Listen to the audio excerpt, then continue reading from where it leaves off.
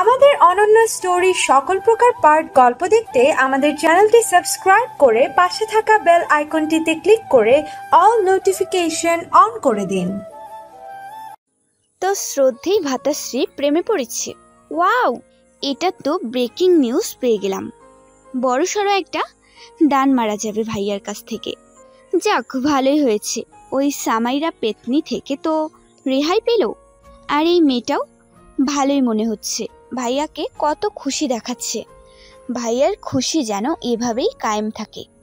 নূর তাড়াহুড়ো করে গেটের কাছে আসতেই হঠাৎ কারোর সাথে ধাক্কা খেল। সামনে তাকিয়ে দেখলো অবনী। অবনী বলে উঠল, আরে নূর, তুমি ঠিক আছো? এত তাড়াহুড়ো করে কোথায় যাচ্ছ? আমি ঠিক আছি, আসলে রাত হয়ে আসছে তো তাই বাসায় ফিরে যাচ্ছিলাম। ও আচ্ছা, চলো আমি তোমাকে আমার গাড়িতে ড্রপ করে দিচ্ছি। না না, তার দরকার নেই, আমি চলে যাব। You sure? হ্যাঁ হ্যাঁ। বাই দ্য ওয়ে, তোমাকে শাড়িতে কিন্তু অনেক সুন্দর লাগছে। নূর সৌজন্যমূলক হাসল। অবনী এবার একটু সিরিয়াস ভঙ্গিতে বলল, আচ্ছা শোনো, তোমাকে একটা জরুরি কথা বলা দরকার ছিল। বাবাকে বলে সেদিনই সেই বদমাইশগুলোকে অ্যারেস্ট করিয়েছি। তবে ওদের বস কোনো মাফিয়া গ্যাংয়ের লিডার। সে আমাদের ফোন করে ঠেট দিচ্ছে। যদিও আমরা দমে যাইনি, কিন্তু তারা তোমার কথাও জানে। তাই তুমি একটু সাবধানে চলাফেরা করো। ওরা যে কোনো সময় তোমারও ক্ষতি করতে পারে, তাই একটু সাবধানে থেকো। আরে তুমি চিন্তা করো না, এসবের অভ্যাস আছে আমার, আমার কিছু করতে পারবে না। তুমি নিশ্চিন্তে থাকো। ঠিক আছে, আমি আসি এখন। ঠিক আছে। নূর গেট পেরিয়ে বাইরে এসে হেঁটে যেতে লাগলো বাসস্ট্যান্ড পর্যন্ত। দূর থেকে যে তাকে কয়েকজন ফলো করছে তা জানলো না নূর। একজন দলের লিডারকে দেখিয়ে বলল, ভাই, ওই যে ওই মেয়েটা আসছে, ওই মেরেছিল আমাদের পোলাপানগুলাকে। ঠিক আছে, চল, আজ এর বাহাদুরের পুরস্কারটা দিতে হবে। লোকগুলো নূরকে ফলো করতে লাগলো। একটু ফাঁকা জায়গা দেখতে পেয়ে দ্রুত এগিয়ে গেল নূরের দিকে। হাঁটতে হাঁটতেই নূরের মনে হলো কেউ ওকে ফলো করছে।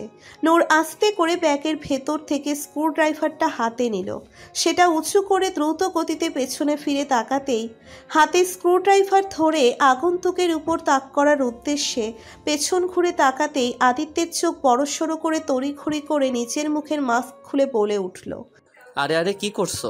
বিনা অপরাধেই মারবে নাকি? তাছাড়া মরাকে আর মারবেই বাকি। আমি তো অনেক আগেই তোমাতে মরে গেছি। মৃত ব্যক্তিকে মেরে কি মজা পাবে? নূর ভ্যাবা চ্যাকা খেয়ে গেল। হাত নামিয়ে ভ্রু কুঁচকে বলল, আপনি আপনি এখানে কি করছেন? পিছু নিয়েছেন কেন আমার? পিছু? এখন কি একজন স্বাধীন সচেতন নাগরিক তার স্বাধীন সার্বভৌম রাষ্ট্রের সরকারি রাস্তায় চলতেও পারবে না? তাকে পিছু করার অপবাদ বহন করতে হবে? মানবতা আজ কোথায়?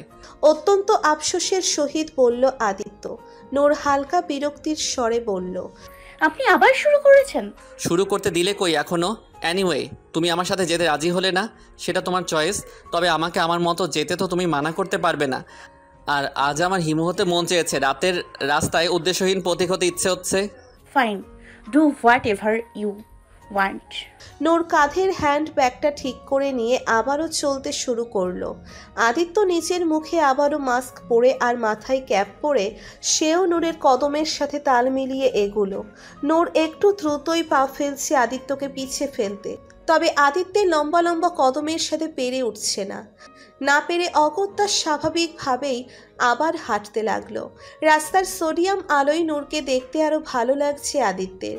বাতাসের সামনের চুলগুলো উঠছে তার, আর সে বারবার বিরক্ত হয়ে সেই চুল কানের পিছনে গুজে দিচ্ছে। শাড়ি পরার অভিজ্ঞতা যে নেই তা দেখেই বোঝা যাচ্ছে। এটা বয়ে বেড়ানোই তার কাছে ভীষণ কষ্টদায়ক হয়ে গেছে। আদিত্য মুচকি হেসে নূরের পাশে হাঁটতে হাঁটতে গুনগুন করে গাইতে লাগলো, এই পথ যদি না শেষ হয় তবে কেমন হতো তুমি বলো তো? যদি পৃথিবীটা স্বপ্নের দেশ হয় তবে কেমন হতো তুমি বলো তো? নূর তীক্ষ্ণ দৃষ্টি নিক্ষেপ করলো আদিত্যের পানে। আদিত্য জোরপূর্বক হেসে বলল, ইটস ওকে, তুমি না বললেও চলবে, কোনো জোরাজোরি নেই। হাঁটতে হাঁটতে একসময় বাসস্ট্যান্ডে চলে এলো নূর। নূরের সাথে আদিত্যও দাঁড়িয়ে গেল। বিআরটিসির বাস আসলে নূর তড়িঘড়ি করে উঠে পড়ল তাতে। আদিত্য দৌড়ে উঠে পড়ল নূরের পিছে। বাসে প্রচুর ভিড়, বসার সিট নেই কোথাও। ভিড় ঠেলে কোনো রকমে মাঝখানে গিয়ে ঝুলিয়ে রাখা হাতল ধরে দাঁড়িয়ে রইল নূর। আদিত্যের লোকাল বাসের অভিজ্ঞতা নেই, তার অবস্থা বেহাল। সে ঠেলে ঠুলে কোনো রকমে নূরের কাছে গিয়ে দাঁড়ালো। এত লোকের গাদাগাদিতে অসহ্য গরম লাগছে, তার উপর আবার লোকজনের ঘামের বিশ্রী দুর্গন্ধ। পেট উল্টে আসছে আদিত্যের। বিড়বিড় করে বলল, দেশের জনসংখ্যা যে প্রবল হারে বৃদ্ধি পেয়েছে তার প্রমাণ পেয়ে গেলাম। বাপরে! নূরের মনে মনে ভীষণ হাসি পাচ্ছে আদিত্যের অবস্থা দেখে। এসেছিল হিরো সাজতে, এইটুকুতেই হাল বেহাল হয়ে গেছে। আদিত্য খেয়াল করলো নূরের অপর পাশে একটা ছেলে দাঁড়িয়ে আছে, কেমন তাকিয়ে আছে নূরের দিকে। ইচ্ছে করে ঘেঁষে দাঁড়াচ্ছে নূরের সাথে। পায়ের রক্ত তরাক করে মাথায় উঠে গেল আদিত্যের। শক্ত হলো দাঁতের মারি, তবে আপাতত নিজেকে একটু নিয়ন্ত্রণ করে নিল সে। এখানে আউট অফ কন্ট্রোল হওয়া যাবে না। আদিত্য আরেকটু এগিয়ে গিয়ে এক হাত নূরের পেছনের দিকে দিয়ে আর সামনে আর এক হাত রেখে দাঁড়িয়ে রইল, যাতে নূরকে কেউ টাচ করতে না পারে। নূর বিষয়টা খেয়াল করলো, তবে কিছু বলল না। নিজের অজান্তেই যেন একটা অদৃশ্য ভালো লাগা কাজ করলো। আদিত্য নূরকে কোথাও বসানোর ব্যবস্থা করতে চাইল। পাশের সিটে একটা ভুঁড়িওয়ালা লোক বসে আছে। আদিত্য 500 টাকার একটা নোট বের করে লোকটাকে ইশারা করলো উঠে যেতে। উঠে গেলে সেই নোটটা পাবে। লোভে প্রলোভিত হয়ে লোকটাও ফট করে উঠে গেল। সবই হলো নূরের অগোচরে। লোকটা উঠতেই আদিত্য নূরকে বলল ওই সিটে বসতে। নূরও বিনা বাক্য ব্যয় বসে পড়ল ওখানে। আদিত্য নূরের সিটে এক হাত আর সামনের সিটে আর এক হাত দিয়ে দাঁড়িয়ে রইল। নূর আঁচ চোখে দেখল আদিত্যকে। ঘেমে বেচারার শার্টটা ভিজে গায়ের সাথে লেপটে গেছে। কপাল বেয়ে ঘামের বন্যা নামছে। মায়া নামক কিছু অনুভূতি হলো নূরের। হ্যান্ডব্যাগ থেকে রুমাল বের করে আদিত্যের দিকে এগিয়ে দিয়ে বলল, ঘাম মুছে নিন। আদিত্য চমকিত নয়নে তাকালো নূরের পানে। স্থির দৃষ্টিতে তাকিয়ে রইল কতক্ষণ। নূর আজ প্রথম আদিত্যের হিতের কথা ভাবছে। অতি সামান্য হলেও এটা আদিত্যের জন্য অনেক কিছু। আদিত্য রুমালটা নিল। নূরের রুমাল এটাতে নূরের শরীরের ঘ্রাণ মিশে আছে। আদিত্য রুমালটা শার্টের পকেটে ঢুকিয়ে রাখলো। নূর সেটা দেখে জিজ্ঞাসু দৃষ্টিতে তাকিয়ে বলল, কি হলো, মুছলেন না? ভয় নেই, পরিষ্কার আছে। আদিত্য মুচকি হেসে বলল, হ্যাঁ, তোমার দেওয়া প্রথম কোনো জিনিস এটা। এত স্পেশাল জিনিসটাকে আমার এই সামান্য ঘাম মুছে নষ্ট করব নাকি? ঠিক আছে, তাহলে আমার রুমাল ফিরিয়ে দিন। ওটার কথা তো ভুলে যাও। চাইলে ওটার বদলে অন্য কিছু নাও, কিন্তু ওটা পাবে না। অন্য কিছু চাই না আমাকে আমার রুমাল ফিরিয়ে দিন ব্যাস। আরে এত কিপটে কেন তুমি? একটা রুমালের মায়ে ছাড়তে পারছো না? মনে করো কোনো অসহায় ব্যক্তিকে দান করে দিয়েছো তুমি, এর বদলে দোয়া পাবে। আবারও হাসি পেল নূরের। নূর মুখ অন্যদিকে ঘুরিয়ে নিঃশব্দে হাসল। একটু পর নূরের পাশের প্যাসেঞ্জারটা উঠে নেমে গেল। নূর জানালার কাছের সিটে বসে আদিত্যের উদ্দেশ্যে বলল, চাইলে বসতে পারেন। আদিত্য মুচকি হেসে বসল নূরের পাশে। এখন একটু জানালা দিয়ে বাতাস লাগছে। কন্ট্রাক্টর ভাড়া নিতে এসে বলল, কোথায় নামবেন? আদিত্য একটু ভেবে বলল, কোন পর্যন্ত যাবে গাড়ি? মতিঝিল পর্যন্ত। তাহলে সেই পর্যন্তই যাব। ঠিক আছে, 60 টাকা দেন। আদিত্য মানিব্যাগ থেকে একটা 1000 টাকার নোট বের করে এগিয়ে দিল। কন্ট্রাক্টর বলে উঠল, এটা কি দেন স্যার? ভাঙতি দেন। ভাঙতি তো নেই। আচ্ছা, কার্ড চলবে? Credit card, debit card? কি মস্করি করেন স্যার? টাকা দেন, নইলে নাইমা যান। আচ্ছা, ভাঙতি দিতে হবে না, পুরোটাই রাখো। কন্ট্রাক্টর এবার সন্দিহান দৃষ্টিতে তাকিয়ে বলল, জালি টাকা আইনা আমারে ধরাই দিতে চাইছেন তাই না? এসব ধান্দাবাজি আমার লগে চলবে না। ভালোই ভালোই টাকা বের করেন, নইলে এখনই নাইমা যান। বিভ্রান্তিকর পরিস্থিতিতে পড়ে গেল আদিত্য। নূরের সামনে ইজ্জতের হালুয়া রুটি হয়ে যাচ্ছে বেচারার। আর আদিত্যের বেহাল দশা দেখে দম ফাটানো হাসি বহুত কষ্টে আটকে রাখছে নূর। শেষমেশ অবস্থা সামাল দিতে নূর বলে উঠল, মামা, ওনার ভাড়া আমি দিয়ে দিচ্ছি। নূর দুজনের ভাড়া দিয়ে মামলা মিটকুট করল। আদিত্য কৃতজ্ঞতা জ্ঞাপন করে বলল, thank you Noor. Thank you এর লুচি বানিয়ে খান আপনি। আমাকে আমার টাকা কাল দিয়ে দেবেন। আমি এখানে দানশালা খুলে রাখিনি। হ্যাঁ হ্যাঁ, অবশ্যই। তোমার এত বড় ঋণের বোঝা নিয়ে মরেও শান্তি পাবো না। দেখা যাবে কবর থেকেও টেনে তুলে বলবে আমার টাকা না দিলে কবরে থাকতে দিব না। হ্যাঁ, এমনটাই করব আমি। মাথা নেড়ে হাসলো আদিত্য। কিছুক্ষণ পর একটা মোটা ভুঁড়িওয়ালা লোক এসে দাঁড়ালো আদিত্যের সিটের কাছে। খালি সিট না পাওয়ায় হাত উঁচু করে হাতল ধরে দাঁড়িয়ে রইল সেখানে, যার দরুন লোকটার বগলের ঘামের বৃষ্টি তীব্র দুর্গন্ধ এসে লাগলো আদিত্যের নাকে। নাড়ি ভুঁড়ি বের হয়ে যাওয়ার উপক্রম বেচারার। আদিত্য নাক চেপে ধরে ওর পকেট থেকে একটা ছোট্ট মিনি পারফিউমের শিশি বের করে লোকটার বগলের দিকে স্প্রে করে দিল। গন্ধে চোখ মুখ কুঁচকে বলল, এই লোকের কাছে ওর বউ কেমন করে সয় কে জানে। এর শরীরের দুর্গন্ধতে তো এর ঘরে তেলাপোকাও ঢুকতে সাহস পাবে না। এবার নিজের হাসির ফোয়ারা থামাতে সক্ষম হলো না নূর। চেপে রাখা হাসিটা মুখের ভেতর ফুলতে ফুলতে একসময় ঠোঁটের বাঁধ ভেঙে বিস্ফোরিত হয়ে বেরিয়েই এলো। আদিত্যের কাজ আর কথা শুনে অট্ট হাসিতে ফেটে পড়ল নূর। হাসতে হাসতে সামনের দিকে ঝুঁকে গেল সে। আর নূরের এই হাসির ঝংকারে মাতোয়ারা হলো আদিত্যের মন মনছিল। মুহূর্তেই সব গরম সরিয়ে শীতল পবনে ছড়িয়ে দিল আদিত্যের শরীর মন। নূরের মুখের হাসি হলো বৃষ্টির পরে ভেসে ওঠা ওই 7 রঙা রংধনু, যে সৌন্দর্য শুধু অনুভব করা যায়, ভাষায় বয়ান করা যায় না। নির্দিষ্ট স্থানে আসতেই নূর উঠে দাঁড়িয়ে নামার জন্য এগুলো। আদিত্য আর বসে থাকবে কার জন্য? সেও তড়িঘড়ি করে নূরের পিছু পিছু নেমে গেল। নূর আর এখানে নামা নিয়ে এবার কিছু জিজ্ঞেস করল না। এতক্ষণে সে এতটুকু বুঝে গেছে আদিত্য কেবল ওকে বাসা পর্যন্ত পৌঁছে দিতেই ওর সাথে সাথে এসেছে। তাই আর কোনো কিছু না বলে চুপচাপ হাঁটতে লাগলো। দুজন পাশাপাশি হাঁটতে হাঁটতে একসময় থেমে গেল নূর। নূরের থেমে যাওয়া দেখে আদিত্য জিজ্ঞাসু দৃষ্টিতে তাকালো। নূর পাশের বাড়ির দিকে তাকিয়ে বলে উঠল, আমার বাসায় চলে এসেছি। আদিত্য একবার বাড়ির দিকে তাকিয়ে আবার নূরের দিকে ফিরে বলে উঠল, okay bye then, see you tomorrow. Noor সৌজন্যমূলক ঠোঁট দুটো হালকা প্রসারিত করে বাসার গেটের দিকে এগুলো। 2 কদম যেতেই আদিত্য পেছন থেকে ডাক দিল। নূর থেমে গিয়ে ফিরে তাকালো। আদিত্য মায়াময় কণ্ঠে বলে উঠল, থ্যাংক ইউ নূর, আজকের দিনটা এত স্পেশাল করার জন্য। আজকের এই মুহূর্তগুলো সত্যি খুব স্পেশাল ছিল আমার জন্য। Thank you so much. Noor প্রতি উত্তরে কি বলবে ভেবে পেল না। আজকাল যেন ওর শব্দগুলো মাঝে মধ্যে কেমন হাতড়িয়ে পাওয়া যায় না। অগত্যা গেট খুলে ভেতরে ঢুকে গেল সে। আদিত্য অনাবিল প্রশান্তি নিয়ে তাকিয়ে রইল সেদিক। তখনই হঠাৎ ফোন বেজে উঠল আদিত্যের। রিসিভ করে কানে ধরে কিছু শুনল। মুহূর্তেই চেহারার রং পাল্টে গেল তার। চোখ মুখ ভয়ঙ্কর কঠিন করে বলল, আই এম কামিং। অন্ধকার ঘরের ফ্লোরে হাত পা বাঁধা অবস্থায় পড়ে আছে কিছু লোক। নিজেদের ছাড়ানোর চেষ্টা করে ছটফট করছে আর চিল্লাচ্ছে। ওরা ভেবে পাচ্ছে না কে বা কারা ওদের এভাবে ধরে এনে আটকে রেখেছে। ওরা তো তখন ওই নূর নামের মেয়েটাকে কিডন্যাপ করতে যাচ্ছিল। হঠাৎ ওদের সামনে কালো কোট প্যান্ট পরা কয়েকজন লোক এসে পথ আগলে দাঁড়ালো। কোনো কিছু না বলে গান পয়েন্টে রেখে ওদের গাড়িতে তুলে ধরে নিয়ে এলো এখানে। তারপর থেকে এভাবে হাত পা বেঁধে ফেলে রেখেছে ওদের। কখন থেকে চিল্লাচিল্লি করছে কিন্তু কারোর কোনো সারা শব্দ নেই। একটু পর দরজা খোলার শব্দে সেদিকে তাকালো সবাই।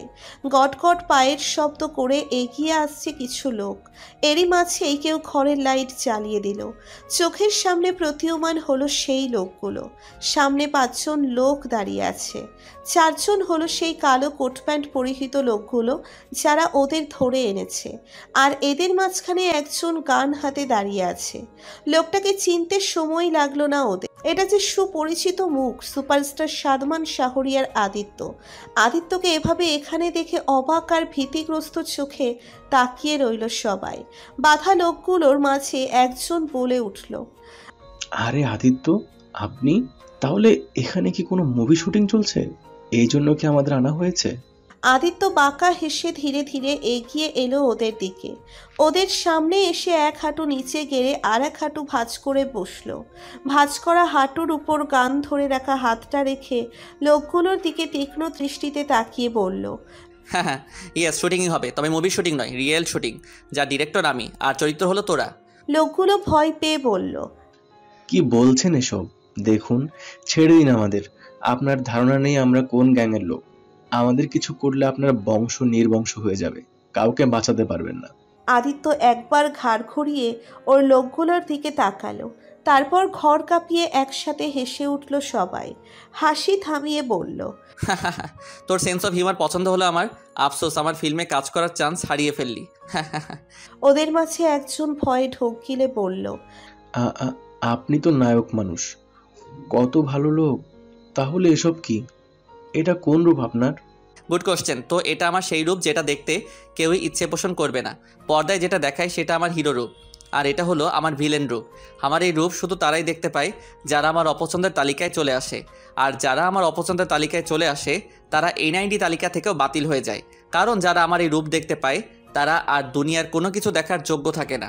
এখানকার আইনও আমি, উকিলও আমি, আর জজও আমি। এখানে শুধু আমার রায় চলে। এবারে লোকগুলো সত্যি সত্যি ভয়ে কাঁপতে লাগলো। ভয়ে ভয়ে বলল, কিন্তু ভাই, আমরা করেছিটা কি সেটা তো বলবেন। আমাদের অপরাধ কি? আমরা তো আপনার কোনো ক্ষতি করিনি।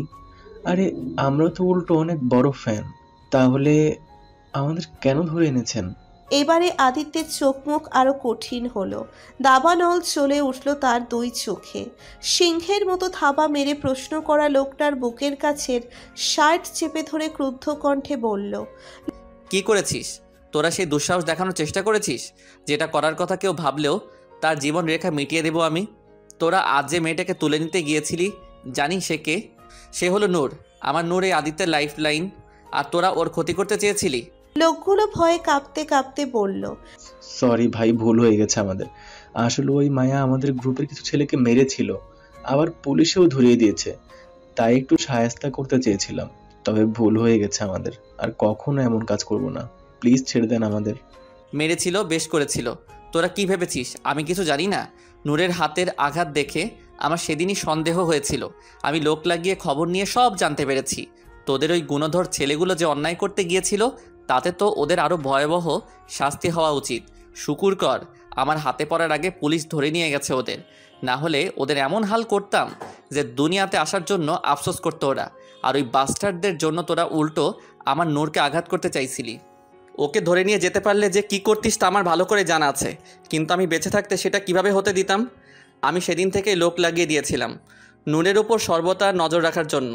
আর আজ তোদের দেখতে পেয়ে আমাকে ফোন দিয়েছিল, আর আমি তোদের ধরে নিয়ে আসতে বলেছি। ভুল হয়ে গেছে ভাই, অনেক বড় ভুল। এবারের মতো মাফ করে দিন। আদিত্য রহস্যময় হেসে বলল, আজ তোকে একটা গল্প বলি শোন। ছোটবেলা থেকে আমার একটা দুশ্মন ছিল। দুশ্মনী তেমন কোনো গুরুতর কারণ ছিল না, এমনিতেই ও আমাকে ছোট করার চেষ্টায় লেগে থাকতো, আর আমি ওকে। সাপ আর বেদি সম্পর্ক ছিল আমাদের। বয়সের সাথে এই সম্পর্ক আরও বেশি ঘনিষ্ঠ হয়। ও সবসময় আমার ক্ষতি করার চেষ্টায় লেগে থাকতো, আর আমি ওকে পরাস্ত করার। আমাদের শত্রুতা ভালোই চলছিল। একদিন কলেজে ওর অন্য কারোর সাথে লড়াই হয়ে গেল। সে আবার লোকজন নিয়ে ওকে মারতে এলো, কিন্তু বাধা দিলাম আমি। ওকে যারা যারা মারতে এসেছিল সবগুলোকে কুপকাত করে দিলাম আমি। কেন জানিস? কারণ ওকে কেউ কিছু করলে আমাদের শত্রুতার কি হতো? আমার শত্রুকে দমন করার অধিকার শুধু আমার, সেটা অন্য কাউকে কিভাবে করতে দিতাম? তাহলে ভাব, আমি শত্রুতার জন্য যদি এতটা পজিটিভ হতে পারি, তাহলে আমার ভালোবাসার জন্য কতটা পজিটিভ হতে পারি, কতটা উন্মাদ হতে পারি। অ্যাকচুয়ালি তোরা চেষ্টা করলেও ভেবে পাবি না, কারণ আমি নিজেই বলতে পারি না ওই মেয়েটা আমার ঠিক কতটা জুড়ে আছে। শুধু জানি যতক্ষণও ঠিক থাকবে ততক্ষণই এই দেহে প্রাণের সঞ্চালন হবে। কেউ ওর ক্ষতি করার চেষ্টা করলে তার দুনিয়া ধ্বংস করে দিব আমি। তাদের জন্য কোনো মাপ নেই আমার কাছে, কোনো দয়া নেই। তোরা শুধু আমার নূরের না, এর আগে অনেক নারীর জীবন নষ্ট করেছিস, অনেক নিষ্পাপের জান কেড়ে নিয়েছিস। তোদের মতো নর্দমার কীটদের শাস্তি দেওয়ার জন্যই আমার এই গ্যাং। এখানে তোদের মতো ধরনের আবর্জনাদের সাফ করা হয়। তবে তোদের পুরোপুরি মারবো না, তোদের এমন হাল করব যে তোরা নিজেরাই নিজেদের মৃত্যুর জন্য ভিক্ষা চাইবি। বলা শেষে উঠে দাঁড়ালো আদিত্য। গান তাক করে সব কয়টার পায়ে আর হাতে গুলি করলো। তারপর ওর লোকগুলোকে ইশারা করে বলল, বাকি কাজ ফটাফট সেরে ফেলো তোমরা, বলেই বেরিয়ে গেল আদিত্য। 30 দিনের মধ্যে 1 সপ্তাহ এরই মাঝে কেটে গেছে। আদিত্যের প্রয়াস অব্যাহত আছে, সেটা হয়তো মৃত্যুকাল অবধি থাকবে। তার প্রচেষ্টার প্রভাব নূরের উপর কতটা পড়ছে সে ব্যাপারে অজ্ঞাত আদিত্য। জানে না নূরের মনে সে কিঞ্চিত পরিমাণ স্থানও ক্রয় করতে পেরেছে কিনা। ওই লৌহের ন্যায় দৃঢ় কঠিন হৃদগৃহে চুল পরিমাণ অনুভূতির দোলা দিতে পেরেছে কিনা।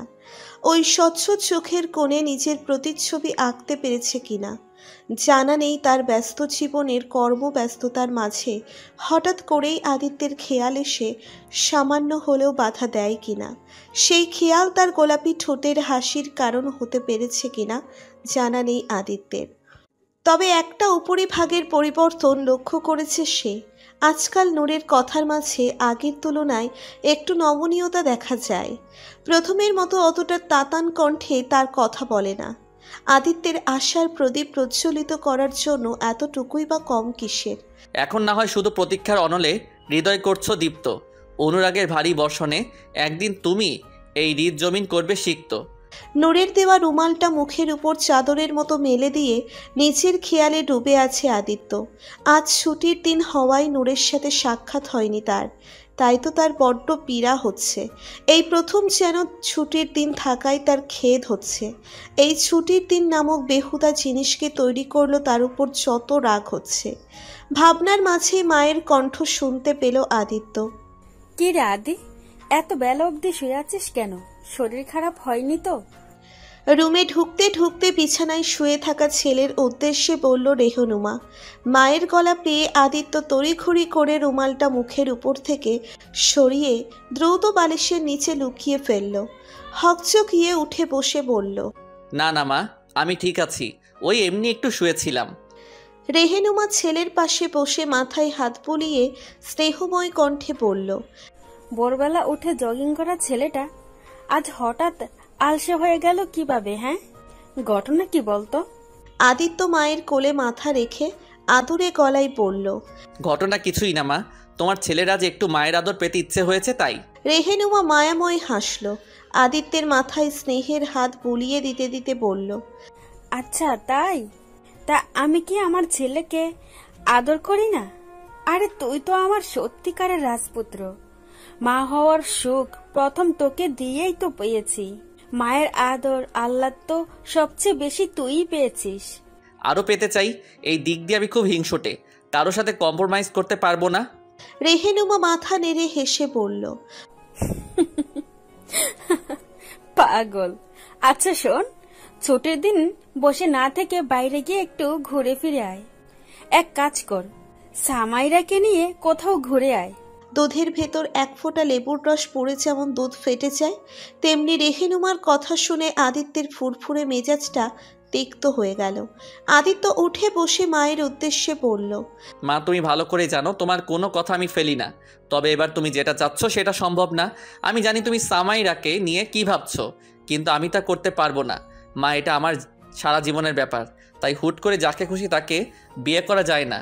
আর এমনিতেও সামাইরাকে আমার পছন্দ না, আমার জীবন সঙ্গিনী হিসেবে তো কখনোই না। তাই প্লিজ তুমি তোমার মাথা থেকে এই খেয়াল ঝেড়ে ফেলো। কেন বাবা? মেয়েটা তো খারাপ না, দেখতে শুনতে আচার আচরণে বংশ পরিচয়ে সব দিক থেকেই ভালো। আর তোদের দুজনকে একসাথে মানায়ও ভালো। মা শুধু ভালো দেখাটাই সব কিছু না, আসল হলো মনের মিল, দুজনের মাঝে ভালো আন্ডারস্ট্যান্ডিং। আর সামাইরা এসবের ধারে কাছেও না। আমি তো এই মুভির পর ওর সাথে প্রফেশনাল কোনো রিলেশন রাখতে চাই না, পার্সোনাল তো অনেক দূরের কথা। প্লিজ মা, আমার কথাটা বোঝার চেষ্টা করো। এই মুহূর্তে এইসব বিয়ে শাদির চিন্তা আপাতত বাদ দাও, সময় হলে আমি নিজেই তোমাদেরকে বলবো। আমাকে প্লিজ প্রেশারাইজ করো না। রেহেনুমা বিচক্ষণ মহিলা, তিনি ছেলেকে আর ঘাটালেন না। পরবর্তীতে বুঝে শুনে পদক্ষেপ নেবেন তিনি, না হলে হিতে বিপরীত হতে পারে। মাকে নিয়ে ছেলের উপর কোনো ধরনের নেতিবাচক প্রভাব পড়ুক তা কখনো চান না। তাই রেহেনুমা মুচকি হেসে বললেন, আচ্ছা ঠিক আছে, তুই যা চাস তাই হবে।